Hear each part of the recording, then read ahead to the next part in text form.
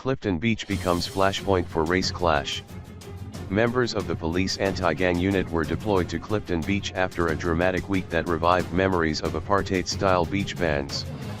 One of the unit's commanders confiscated a firearm in the beach car parked from the security company at the center of the furor about access to the beach. Last Sunday, private security guards sparked outrage after they illegally ordered beachgoers off Clifton's 4th Beach, where bungalows cost about $50m. On Friday evening the sand was stained with the blood of a sheep whose throat was cut by protesters in a cleansing ceremony to exorcise the demon of racism. The slaughter was the culmination of a week of growing outrage following last Sunday's operation at Clifton by guards employed by Professional Protection Alternatives, PPA, who told beachgoers to leave at 8 p.m. Police refused to explain why the anti-gang unit launched by President Cyril Ramaphosa in November to tackle crime in the Cape Flats was in Clifton during Friday's beach demonstration.